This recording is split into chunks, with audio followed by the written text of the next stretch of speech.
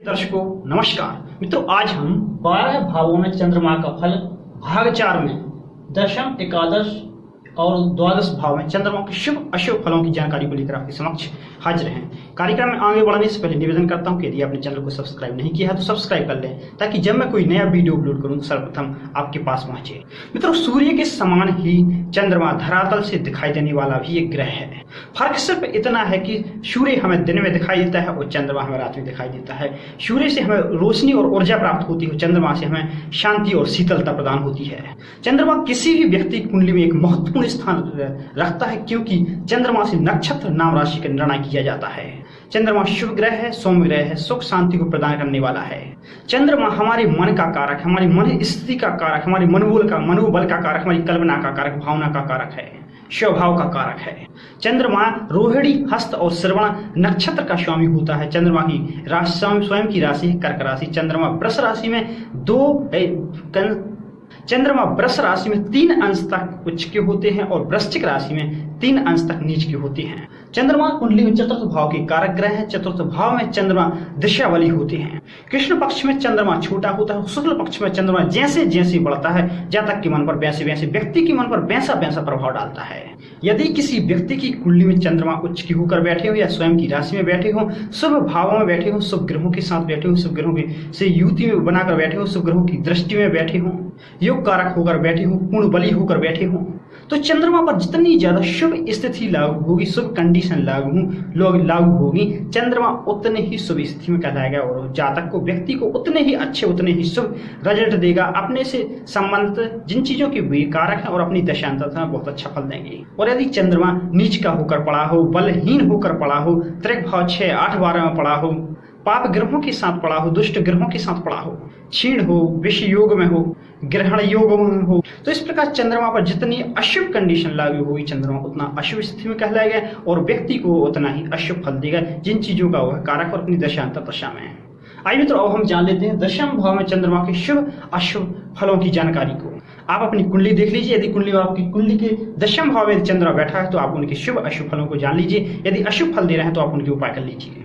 कुंडली का दशम भाव जो कि हमारे कर्म का भाव, कर्म क्षेत्र का भाव, मान का है, सम्मान का है, पद प्रतिष्ठा, यश कीर्ति का, प्रसिद्धि का है, व्यवसाय का है, उपाधियों का है, सरकार का है।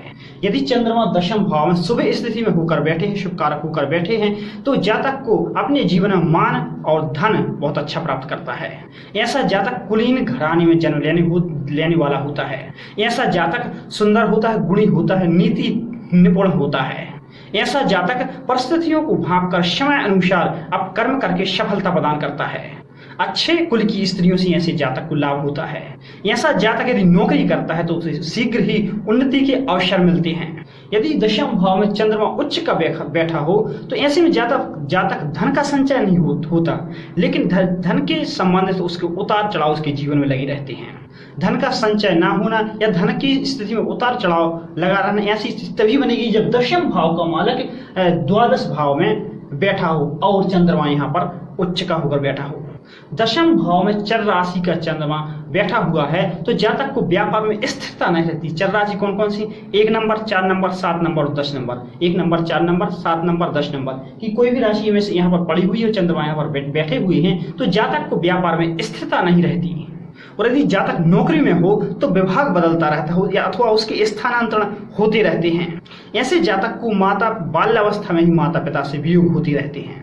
ऐसे जातक यदि राजनीति में हो, चुनाव में हो तो बहुत अच्छी सफलता प्राप्त करते हैं।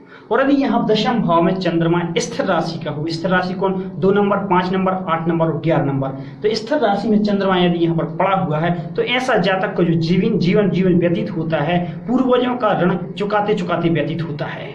और यदि यहाँ पर चंद्रमा दशम भाव द्वितीय भाव राशि में पड़ा हो, 3 नंबर, 6 नंबर, 9 नंबर या 12 नंबर की राशि में पड़ा हो, तो ऐसे में जातक का भाग्य अच्छा नहीं होता है। ऐसा जातक जनता और समाज में आदरणीय होता है। ऐसा जातक डॉक्टर या सर्जन या मेडिकल लाइन से कार्य हो सकता है। ऐसे जातक की जो आयु होती है वो 90 वर्ष के आसपास या 90 वर्ष से ज्यादा होती है। ऐसे जातक की माता सुखी होती है। ऐसा जातक लोहा कोयला का व्यापार करता है तो उसे लाभ होता है। मित्रों, ये थे दशम भाव में शुभ स्थिति में बैठे चंद्रमा के फल। आइए अब दशम भाव में अशुभ स्थिति में बैठे चंद्रमा के अशुभ फलों को जान लेते हैं। यदि दशम भाव में चंद्रमा अशुभ होकर बैठे हुए हैं, अशुभ स्थिति में बैठे होकर हुए हैं, तो ऐसा जातक अपनी माता से मेल मिलाप नहीं करता। ऐसे जातक को रात के समय में, रात्रि में दूध नहीं पीना चाहिए, जहर के समान उतरेगा। दशम भाव में चंद्रमा अशुभ स्थिति में होकर बैठे हैं तो ससुराल के परिवार का मकान और जातक के स्वयं का मकान का हाल बहुत अच्छा नहीं रहता। ऐसा जातक प्रेम करता है या प्रेमिका रखता है तो उसे अपने जीवन में कहीं ना कहीं हानि उठानी पड़ती है। दूध, चीनी, चावल, चांदी का व्यापार और बीमारी से संबंधित चीजों का व्यापार यदि व्यक्ति करता है तो उसे हानि होती है। ऐसा व्यक्ति यदि किसी बीमार व्यक्ति की खबर लेने जाए तो वह बीमार व्यक्ति इसे अगर देख ले तो ऐसा व्यक्ति अगर मृत्यु को प्राप्त नहीं भी करता होता है तो मृत्यु को प्राप्त कर जाता है। मित्रों, ये थे दशम भाव में अशुभ स्थिति में बैठे चंद्रमा के अशुभ फल। यदि दशम भाव में चंद्रमा अशुभ फल बैठकर अशुभ फल दे रहे होंगे तो इसके उपाय आपको करना जरूरी है। इसमें से पहला उपाय है बरसात का या नदी के पानी को शीशे के बर्तन में भरकर उसमें चांदी का 50 ग्राम का चौकोर टुकड़ा डालकर अपने घर में रखें। दूसरा उपाय है पीला पुखराज सोने की अंगूठी में गुरुवार को धारण करें। लेकिन पुखराज धारण करने से पहले अपनी कुंडली दिखवा लें। कुंडली में बृहस्पति शुभ स्थिति में योग कारक होकर बैठे हुए होना चाहिए। रात्रि को दूध पीना बंद कर दें। रात्रि में आपको दूध नहीं पीना है। घर में यदि कोई दूध देने वाला पशु है, घर में दूध देने वाले पशु न रखें। दवाई की दुकान या पानी वाली दवा न बेचें। व्यभिचारी न बने और गलत लोगों से संगत न करें। यदि आपकी कुंडली में दशम भाव में चंद्रमा बैठी हुई अशुभ फल दे रहे हो तो आप इन उपायों को करके 10 चंद्रमा के अशुभ समस्याओं से, अशुभ फलों से बच सकते हैं। आइए मित्रों, अब हम एकादश भाव में बैठे चंद्रमा के शुभ अशुभ फलों की जानकारी को जान लेते हैं। यदि चंद्रमा एकादश भाव में 11वें भाव में शुभ स्थिति में शुभ होकर बैठा हो, यहाँ पर यदि पुरुष राशि का चंद्रमा बैठा हो, पुरुष राशि कौन सी? 1, 3, 5, 7, 9, 11, यह पुरुष राशि है। पुरुष राशि का चंद्रमा 11वें भाव में बैठा हो तो ऐसा जातक पहले से चला आ रहा अपना व्यवसाय कार्य बंद कर दूसरा कार्य प्रारंभ करता है। और यदि स्त्री राशि का चंद्रमा पड़ा हो, स्त्री राशि कौन? 2, 4, 6, 8, 10, 12, यह स्त्री राशियां हैं। स्त्री राशि का चंद्रमा यदि एकादश भाव में 11वें भाव में पड़ा है तो जातक जो पहले से चला आ रहा कार्य वो तो करता ही है, साथ ही साथ उसमें कुछ और अन्य कार्य भी करके लाभ उठाता है। चंद्रमा 11वें भाव में शुभ होकर बैठा हुआ हो और जातक का जन्म दिन के समय में हुआ हो तो व्यक्ति धनी, मानी, कार्यकुशल और यशस्वी होता है। ऐसा जातक साहसी होता है। कोई भी कार्य करता है तो बड़ी सूझबूझ सोच समझ कर करता है। नेतृत्व करने की उसमें एक अद्भुत क्षमता होती है। अपनी युवा अवस्था में ही ऐसा जातक ख्याति अर्जित कर लेता है। और यदि शत्रुओं की बात करें तो ऐसे शत्रुओं के लिए ऐसा जातक काल के समान होता है। एकादश भाव में चंद्रमा उच्च का होकर बैठा हो तो ऐसे में वह जातक को उच्च पदाधिकारी बनाता है। ऐसे जातक को धन की कभी कमी नहीं रहती। ऐसे जातक को पुत्र संतान की अपेक्षा पुत्री संतान अधिक होती है। ऐसे जातक के बहुत अच्छे मित्र होते हैं। पुत्री संतान इसलिए होती है क्योंकि चंद्रमा यहाँ बैठेगा तो संतान भाव को देखेगा और जो कि चंद्रमा स्त्री कारक ग्रह है इसलिए पुत्री संतान ज्यादा देगा।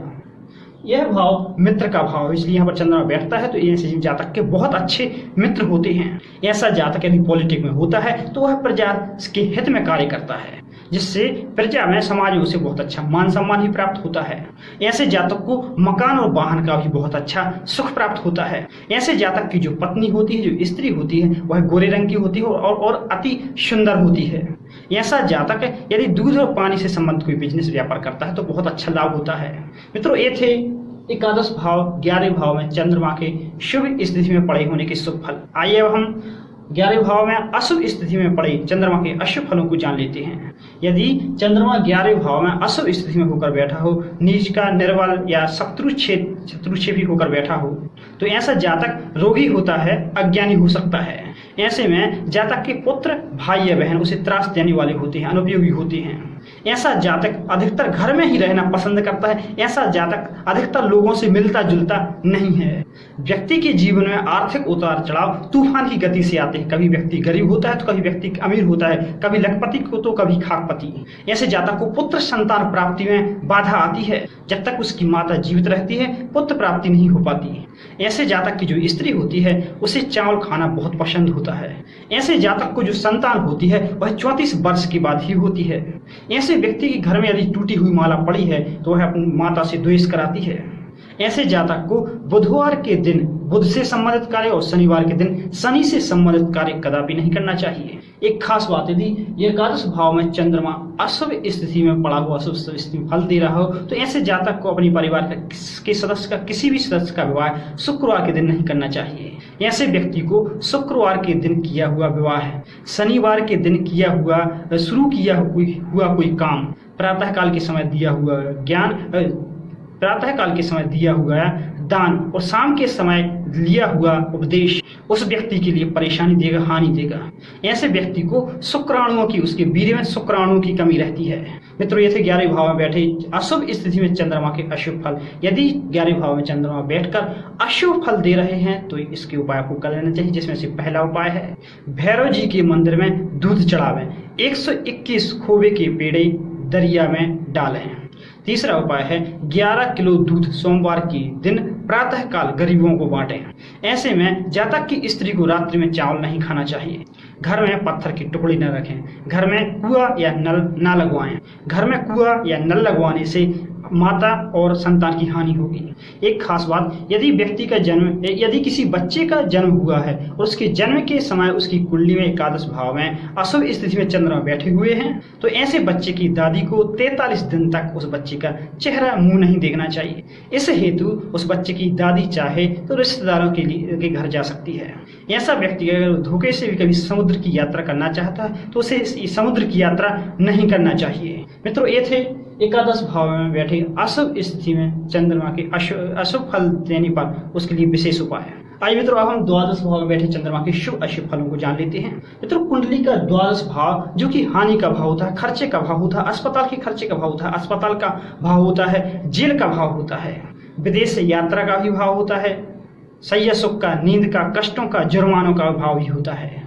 द्वादश भाव में चंद्रमा शुक्ल पक्ष का होकर बैठा हो, पूर्ण बली होकर बैठा हो, अपने स्वयं की राशि में बैठा हो या मित्र राशि में बैठा हो या उच्च का होकर बैठा हो, तो ऐसे जातक को खेती से लाभ होता है, उसके कोष में वृद्धि होती रहती है। यहाँ पर उच्च के चंद्रमा होने से किसी संबंधी की मृत्यु के बाद उसे जमीन जायदाद मिलने के योग रहते हैं।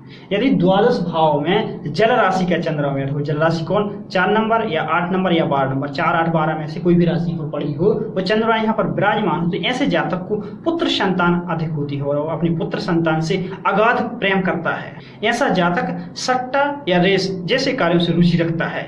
ऐसा जातक यदि सरकारी कर्मचारी है तो उसे पेंशन मिलने में स्वाभाविक देरी होती है। ऐसा जातक दानी होता है। ऐसा जातक कम पढ़ा लिखा भी हो तो भी वह बहुत अच्छा समझदार रहता है, ज्ञानवान रहता है। ऐसा जातक चुस्त चालाक होता है, नम्र स्वभाव का होता है, मुकदमे वगैरह में अच्छी जीत हासिल करता है। ऐसे जातक को अपने जीवन में लगभग सब कुछ सभी प्रकार के सुख प्राप्त होते हैं। ऐसा जातक विदेश यात्रा करके भी धन लाभ कमा सकता है। ऐसे जातक को गुप्त गहरे शास्त्रों का भी ज्ञान होता है। द्वादश भाव में चंद्रमा और लग्न भाव में मंगल बैठे हों तो ऐसे जातक को सरकार से बहुत अच्छा मान सम्मान मिलता है। द्वादश भाव में चंद्रमा और द्वितीय भाव में मंगल बैठे हो तो ऐसे जातक को धन कुटुंब का बहुत अच्छा सुख मिलता है। चंद्रमा द्वादश भाव में बैठे हो और मंगल कहीं भी बैठे हो तो वह मंगल जातक को बहुत अच्छा फल देते हैं। चंद्रमा द्वादश भाव में बैठे हो तो ऐसे जातक को बुध और केतु हमेशा नुकसानदायक होते हैं। आइए मित्रों, अब हम द्वादश भाव में पड़े अशुभ स्थिति में चंद्रमा के खास अशुभ फलों को जान लेते हैं। मित्रों, यदि द्वादश भाव में चंद्रमा अशुभ स्थिति में पड़े हों या चंद्रमा पड़े हों तो यहाँ पर अशुभ फलों का अनुभव व्यक्ति को ज्यादा होता है। यदि द्वादश भाव में चंद्रमा नीच की होकर शत्रु राशि में बैठे हो, शत्रु क्षेपी होकर, बलहीन होकर, पाप ग्रहों से पीड़ित होकर बैठे हैं तो ऐसे व्यक्ति दुर्बल होता है। जो जातक होता है, व्यक्ति होता है जो दुर्बल होता है, कफ रोग से पीड़ित होता है। ऐसे व्यक्ति को बहुत जल्दी क्रोध आ जाता है। ऐसे व्यक्ति बहुत जल्दी क्रोध में आ जाते हैं। ऐसा जातक धन से परेशान होता है, धन से रहित होता है। ऐसे जातक के दाम्पत्य जीवन में कलह मची रहती है। ऐसा व्यक्ति संदिग्ध चरित्र का होता है। ऐसे व्यक्ति का जन्म यदि कृष्ण पक्ष में हुआ है तो उस पर कोई विश्वास नहीं करता। वह जातक, वह व्यक्ति कृपण होता है। ऐसे व्यक्ति को सरकार से दंड मिलने की संभावना बनी रहती है। ऐसे जातक का जो दाम्पत्य जीवन है बहुत अच्छा नहीं रहता है। ऐसे जातक के पत्नी से अच्छे संबंध नहीं रहते हैं। ऐसे जातक के दूसरे विवाह होने के योग भी बनते हैं। और यदि यहाँ पर कन्या राशि का चंद्रमा पड़ा हो तो ऐसे जातक को पिता का छोड़ा हुआ कर्ज चुकाना पड़ता है। ऐसे व्यक्ति के शत्रु अधिक रहते हैं। ऐसा व्यक्ति अनेक परेशानियों से घिरा रहता है, परेशान रहता है। ऐसा व्यक्ति शारीरिक और मानसिक परेशानियों से हमेशा सदैव बेचैन रहता है। ऐसे जातक को मात्र सुख कम ही मिलता है। ऐसा जातक स्वयं कमाया हुआ धन नहीं उजड़ता, वह माता पिता के धन को बर्बाद करता है। ऐसे जातक पर विपत्तियां इतनी आती हैं, ऐसा जातक परेशानियों से घबराकर मेंटली हो सकता है। ऐसे जातक की कुंडली में मंगल केतु जहां भी बैठे होते हैं उस भाव से संबंधित हानि देते हैं। ऐसे व्यक्ति की ससुराल वालों को धन की हानि होती है। मित्रों, ये थे द्वादश भाव में पड़े चंद्रमा के अशुभ फल। यदि आपकी कुंडली में चंद्रमा द्वादश भाव में पड़े हुए अशुभ फल दे रहे हों तो इसके उपाय आपको करना अत्यंत आवश्यक है, जिसमें से पहला उपाय है सोमवार के दिन शिवलिंग पर दूध चढ़ाएं। जन्म से 12 वर्ष तक चांदी का चंद्रमा बनवाकर गले में धारण करें। तीसरा उपाय है वर्षा का पानी बोतल में बंद करके घर पर रखें। चौथा उपाय नीम के पत्तों को उबालकर उसका उबला हुआ पानी ठंडा करके बोतल में बंद करके घर पर रखें।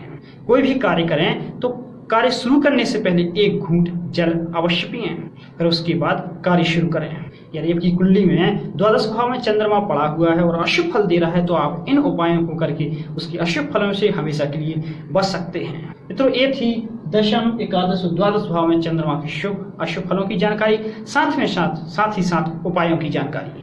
आइए अब वक्त हो चुका है आपके लकी कमेंट के जवाब देने का। आज का पहला लकी कमेंट पंडित दिनेश उपाध्याय जी के पुत्र का बालक का। तो इनका जो जन्म तारीख है 6 फरवरी 1998 और इनको जन्म का समय है सुबह के 8:50 और इनका जो जन्म स्थान है वह भिंड है। इनका प्रश्न है कि मेरी कुंडली में सरकारी नौकरी का योग है या नहीं, मुझे सरकारी नौकरी कब तक मिलेगी, बताने की कृपा करें।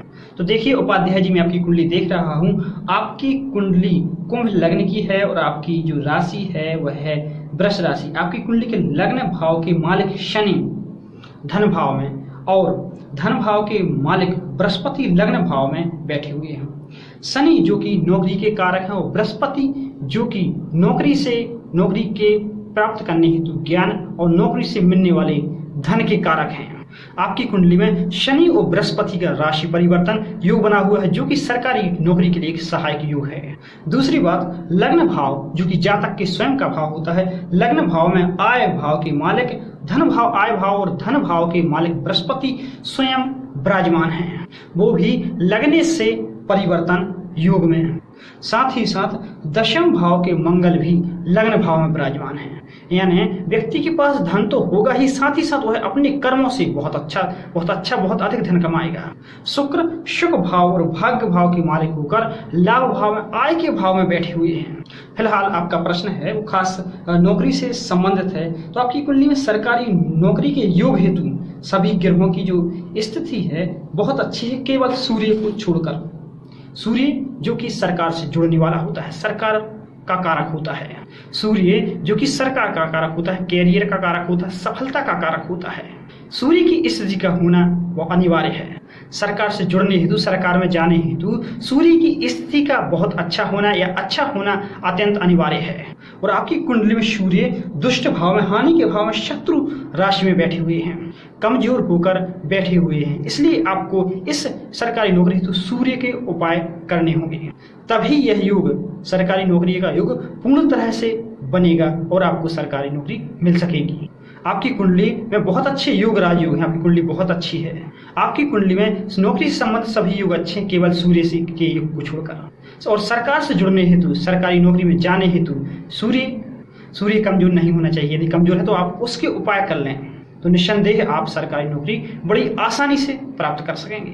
खासकर सूर्य के क्या उपाय करना है वो आपको बता दे रहा हूँ। पहला उपाय है कि प्रतिदिन प्रातः स्नान आदि से निवृत्त होकर जल में कुमकुम, लाल पुष्प, अक्षत डालकर ओम घृणेश सूर्याय नमः इस मंत्र के पढ़ने तक सूर्य को अर्घ देते रहें। इस मंत्र को 24 बार पढ़ने तक सूर्य को अर्घ देते रहें।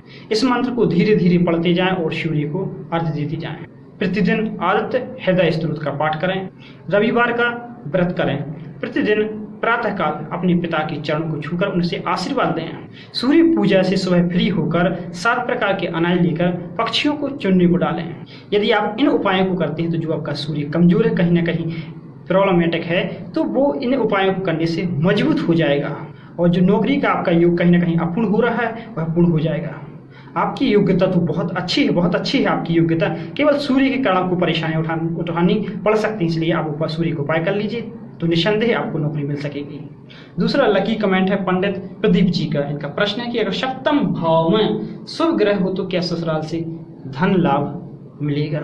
तो देखिए प्रदीप जी, कुंडली का सप्तम भाव जीवन साथी का भाव होता है और सप्तम भाव से अष्टम भाव द्वितीय होता है, जीवन साथी के धन का भाव होता है। जिस प्रकार लग्न भाव जातक का स्वयं का भाव होता है और द्वितीय भाव उसके धन का भाव होता है, उसी प्रकार सप्तम भाव जीवन साथी का स्वयं का भाव होता है और सप्तम से अष्टम भाव मतलब सप्तम से द्वितीय अष्टम भाव होता है, जो कि जातक के जीवन साथी के धन का भाव होता है। तो अष्टम भाव बली है ना व्यक्ति के ससुराल पक्ष बली है। अष्टम भाव जो कि व्यक्ति का जातक का ससुराल का भाव होता है, यदि यह भाव बली है यानी जातक का ससुराल बहुत अच्छा होगा, धनी होगा। यदि यह भाव बली है तो जातक का ससुराल धनी होगा, फिर धनी होगा तो जातक को धन भी अच्छा देगा। ऐसे में जातक को ससुराल से बहुत अच्छा धन लाभ प्राप्त होगा, ऐसे में जातक को दहेज भी बहुत अच्छा मिलेगा। अब बात है कि आपने कहा कि सप्तम भाव में यदि शुभ ग्रह बैठा हो तो क्या ससुराल से धन लाभ होगा। यदि सप्तम भाव में बैठा शुभ ग्रह यदि एकादश भाव का मालिक है तो निस्संदेह जातक को ससुराल से धन लाभ होगा। या सप्तम भाव का मालिक एकादश भाव में जाकर बैठ जाए तो यहाँ से भी जातक को ससुराल से धन लाभ होगा, क्योंकि व्यक्ति के जो जीवन साथी है जब उसका विवाह होगा तो जब विवाह भाव का मालिक धन लाभ भाव में बैठेगा तो वह विवाह के दौरान धन जरूर लाएगा, धन की प्राप्ति जरूर करवाएगा। इसलिए व्यक्ति को दहेज या धन लाभ तभी होगा जब सप्तम भाव का मालिक एकादश भाव में बैठा हो या एकादश भाव का मालिक सप्तम भाव में बैठा हो या अष्टम भाव बली हो, अष्टमी अच्छी स्थिति में हो तो जातक को धन लाभ बहुत अच्छा होता है, उसे दहेज बहुत ही अच्छा मिलता है। और केवल सप्तम भाव में शुभ ग्रह बैठा हो तो ऐसे जातक को उसका जीवन साथी बहुत अच्छा मिलता है, सुंदर होता है, सुशील होता है, संस्कारी होता है। तीसरा लकी कमेंट है सम्मी अरोरा जी का। इनका प्रश्न है कि मेरी कुंडली के सप्तम भाव में सूर्य, पंचम भाव में शनि और लग्न भाव में चंद्रमा और 11वें भाव में बृहस्पति बैठे हुए हैं। हम पति पत्नी में लड़ाई झगड़े कभी कभी होते रहते हैं, तो क्या यह डिवोर्स तो नहीं करवाएगा यह योग। तो देखिए सम्मी जी, सप्तम भाव सूर्य का बैठना बहुत वैवाहिक जीवन के लिए बहुत अच्छा नहीं माना जाता। और यहाँ पर शनि के बैठने, शनि की तीसरी दृष्टि भी सप्तम भाव पर पड़ती है। यहाँ पर वैवाहिक सुख और दाम्पत्य सुख वैवाहिक जीवन के लिए बहुत अच्छी स्थिति नहीं है। जो आपको दोनों के जो पति पत्नी जो लड़ाई झगड़े होते हैं इसी के कारण होते हैं। लेकिन आपने कहा कि लग्न भाव में चंद्रमा बैठे हुए हैं और एकादश भाव में बृहस्पति बैठे हुए हैं, तो लग्न आपकी कुंडली में लग्न भाव में बैठा चंद्रमा और एकादश भाव में बैठा बृहस्पति यदि बली हुए तो आप कितने ही लड़ लें झगड़ लें आपका डिवोर्स नहीं होगा, आपका संबंध नहीं टूटेगा। क्योंकि भले ही सूर्य सप्तम भाव में बैठकर क्रोध बनकर और शनि पंचम भाव में विवाद बनकर भले ही पति पत्नी पर एक दूसरे से लड़ाई करवाएं, झगड़े करवाएं, कितनी भी लड़ाई झगड़े क्यों ना हो, यहाँ पर बैठा चंद्रमा जल बरसाकर और यहाँ पर बैठा बृहस्पति ज्ञान बरसाकर दोनों को हमेशा किसी न किसी वजह से बहुत अच्छी वजह से जोड़े रखेगा। लड़ाई झगड़े होने के बाद भी एक दूसरे में प्रेम बनाए रखेगा। इसलिए आप निश्चिंत हो जाइए, आपकी जो लड़ाई झगड़े हो रहे हैं आप सूर्य और शनि के उपायों करके इस लड़ाई झगड़े से भी बच सकते हैं। ये थे आज के 3 लकी कमेंट। यदि आपके जीवन में कोई परेशानी चल रही है, आप भी परेशान हैं, तो आप अपनी कुंडली के माध्यम से कुंडली दिखवाकर उन परेशानियों से संबंधित प्रश्न पूछकर उनके उपाय लेकर अपनी परेशानियों से बच सकते हैं। और यदि कोई प्रश्न पूछना चाहते हैं तो नीचे कमेंट बॉक्स में लिखकर भेज दीजिए। साथ ही साथ निवेदन करता हूँ कि इस वीडियो को अपने मित्रों, अपने संबंधियों, अपने परिवार मित्रों संबंधियों को सभी को भेजिए, ताकि वे भी अपनी समस्या संबंध कमेंट करके अपनी समस्याओं का समाधान कमेंट के माध्यम से प्राप्त कर सकें। और यदि आप अपॉइंटमेंट लेकर मिलना चाहते हैं या बात करना चाहते हैं तो आप नीचे चल रहे नंबरों पर संपर्क कर सकते हैं। तो वीडियो को लाइक करना, शेयर करना बिल्कुल मत भूलिएगा और चैनल को सब्सक्राइब नहीं किया है तो जरूर कर लीजिएगा, ताकि जब मैं कोई नया वीडियो अपलोड करूं सर्वप्रथम आपके पास पहुंचे। मित्रों, आपने मेरा वीडियो देखा इसके लिए आपको बहुत बहुत बहुत सारा धन्यवाद। और मैं आपसे विशेष निवेदन करता हूं कि आप हमेशा खुश रहिए, प्रसन्न रहिए, हमेशा पॉजिटिव सोचते रहिए, पॉजिटिव करते रहिए, क्योंकि पॉजिटिव कर्म, पॉजिटिव सोच जीवन का बहुत ही सुंदर, बहुत ही बढ़िया विस्तार करते हैं। साथ ही साथ आपको समस्त समस्याओं से बचाए रखते हैं। नेक्स्ट एपिसोड में मिलते हैं पुनः कुंडली के 12 भावों में मंगल के शुभ अशुभ और उसके उपायों की जानकारी को लेकर। तब तक के लिए इजाजत दीजिए। नमस्कार, जय श्री कृष्ण।